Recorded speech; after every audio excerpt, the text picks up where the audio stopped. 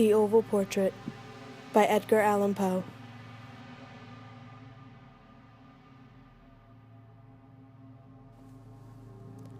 The chateau into which my valet had ventured to make forcible entrance, rather than permit me, in my desperately wounded condition, to pass a night in the open air, was one of those piles of commingled gloom and grandeur which have so long frowned among the Apennines, not less in fact than in the fancy of Mrs. Radcliffe.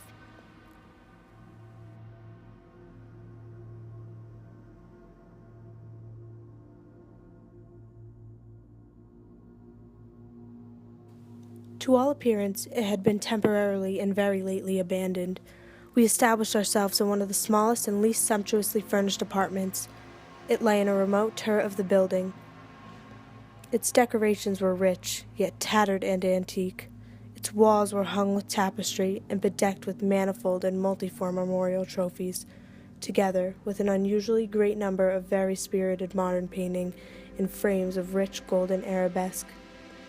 In these paintings, which depended from the walls not only in their main surfaces, but in very many nooks which the bizarre architecture of the chateau rendered necessary, in these paintings, my incipient delirium, perhaps, had caused me to take deep interest, so that I bade Pedro to close the heavy shutters of the room, since it was already night, to light the tongues of a tall candelabrum which stood by the head of the bed, and to throw open far and wide the fringed curtains of black velvet which enveloped the bed itself. I wished all this done that I might resign myself, if not to sleep, at least alternately to the contemplation of these pictures, and the perusal of a small volume which had been found upon the pillow, and which purported to criticize and describe them. Long I read, and devoutedly I gazed. Rapidly and gloriously the hours flew by, and the deep midnight came. The position of the candelabrum displeased me, and outreaching my hand with difficulty, rather than disturb my slumbering valet, I placed it so as to throw its rays more fully upon the book. But the action produced an effect altogether unanticipated. The rays of the numerous candles, for there were many, now fell within a niche of the room which had hitherto been thrown into deep shade by one of the bedposts. I thus saw in vivid light a picture all unnoticed before. It was the portrait of a young girl just ripening into womanhood. I glanced at the painting hurriedly, and then closed my eyes. Why I did this was not at first apparent, even to my own perception, but while my lids remained thus shut, I ran over in my mind my reason for so shutting them. It was an impulsive movement to gain time for thought, to make sure that my vision had not deceived me, to calm and subdue my fancy for a more sober and more certain gaze. In a very few moments I again looked fixedly at the painting.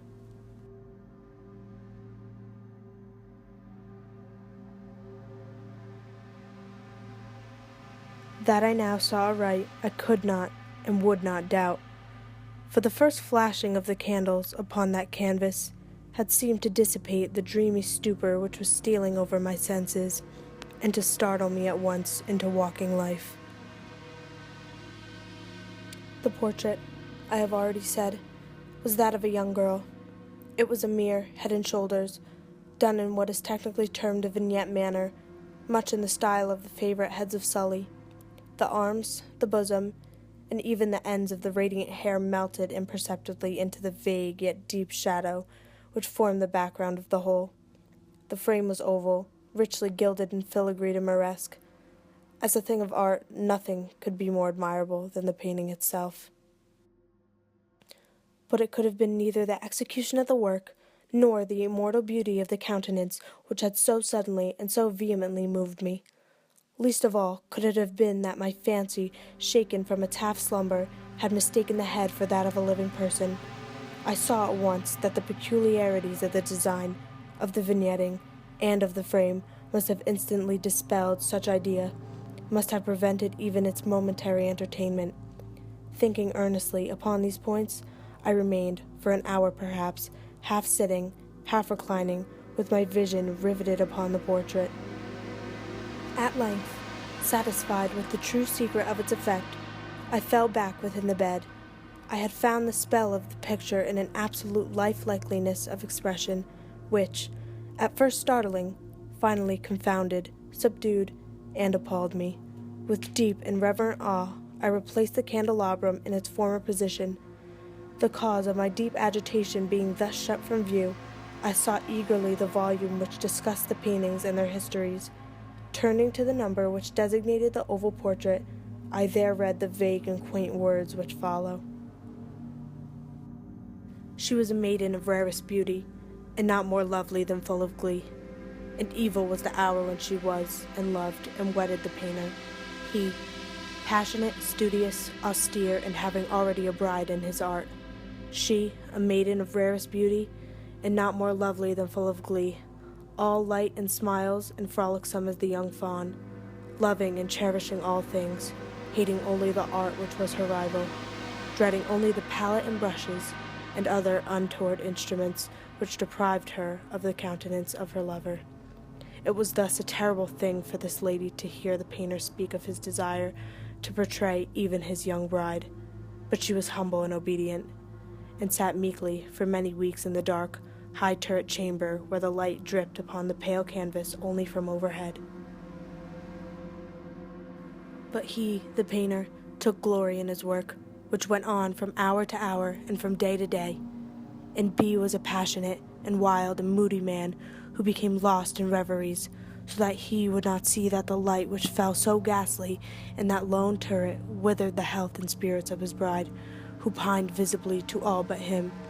Yet she smiled, on and still on, uncomplainingly, because she saw that the painter, who had high renown, took a fervid and burning pleasure in his task, and wrought day and night to depict her who so loved him, yet who grew daily more dispirited and weak. And in sooth some, who beheld the portrait, spoke of its resemblance in low words, as of a mighty marvel, and a proof not less of the power of the painter than of his deep love for her whom he depicted so surpassingly well. But at length, as the labor drew nearer to its conclusion, there were admitted none into the turret, for the painter had grown wild with the ardor of his work, and turned his eyes from canvas merely, even to regard the countenance of his wife, and he would not see that the tints which he spread upon the canvas were drawn from the cheeks of her who sat beside him. And when many weeks bad passed, and but little remained to do, save one brush upon the mouth, and one tint upon the eye, the spirit of the lady again flickered up as the flame within the socket of the lamp. And then the brush was given, and then the tint was placed, and, for one moment, the painter stood entranced before the work which he had wrought. But in the next, while he yet gazed, he grew tremulous and very pallid, and aghast, and crying with a loud voice, "This is indeed life itself!" turned suddenly to regard his beloved. She was dead.